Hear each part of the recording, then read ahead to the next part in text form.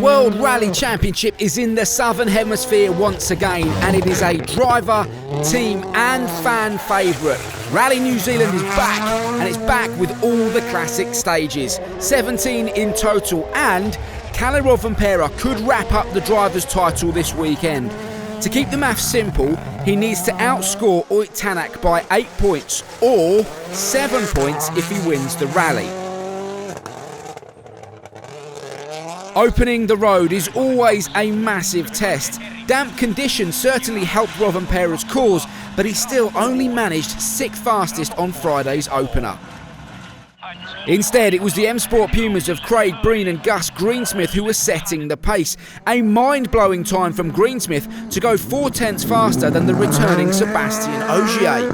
Wide, it was so slippy, so I just really backed off. My break-ins weren't good, but apart from 1 or 2 times, I wasn't out the line, so yeah, okay.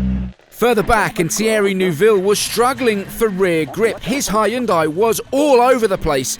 The spin was inevitable, and it came on both stages 3 and 4. He ended his morning's work down in 7th. Already 2 spins in the last 2 stages. I'm losing the rear quite often, and I struggle to catch it back. A brilliant start to the rally for M Sport though. While Greensmith had slipped to a still creditable 4th, it was Craig Breen who was leading the rally by 3.3 seconds from Tanak after stage 3. That was absolutely beautiful, breathtaking. You just had full grip all the way through the stage, and I enjoyed it. I probably didn't commit as much as I would have liked to, but just enjoyed it regardless, yeah. For Tanak though, his championship depends on creating as much breathing space between himself and Rovanperä. The Estonian threw caution to the wind on stage 4, going fastest to take the lead by 2.6 seconds from both Breen and Evans, who were tied in 2nd place, ahead of Greensmith, Ogier and Rovanperä down in 6th. The roads are really nice, just to find a good rhythm is difficult on these ones, especially the first time, but yeah, it's quite fantastic to drive. No midday service, just a short tyre changing zone today, and the crews were back out again for the afternoon loop, and tyre wear would prove to be a major talking point. Sadly, Craig Breen was the first to make a mistake, going off at exactly the same right-hander that caught out the late great Colin McRae in 2002. Breen did make it to the end of stage 5, but he retired shortly after. You know yourself what happens. I know it's a famous place, and I know I shouldn't be doing all these mistakes, but it's tough. In drier conditions, the abrasive roads were taking their toll on the tyres, and the road cleaning effect was massive. Kalle Rovanperä and Ott Tänak both dropping 17.2 seconds to stage winner, and now new rally leader Sébastien Ogier. That's good, I mean, we say that was the plan to push this afternoon, but it's only the first one. Stage 6, and the rain was back, and this worked in Rovanperä's favour.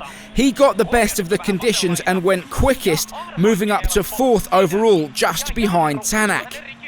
Luckily it was now really muddy, really difficult conditions, so hopefully we have enough tyre left for the last one. Back in the stage, Ogier was extremely lucky to get away with just nibbling this tree, but it did rip the rear spoiler off his Yaris. With the aerodynamic package on his Toyota heavily compromised, Ogier dropped to 3rd overall by the end of the day. Instead, and in a carbon copy of the morning's action, Ott Tänak gave it everything to win the final stage and leapfrog his way into the lead of the rally. He lay 2/10 clear of Elfyn Evans in 2nd, with Ogier 6.5 further back. Rovanperä closed out day 1 in 4th, 7.2 seconds behind championship rival and rally leader Ott Tänak. Yeah, this afternoon it got a bit slippy and muddy, and yeah, quite a struggle with the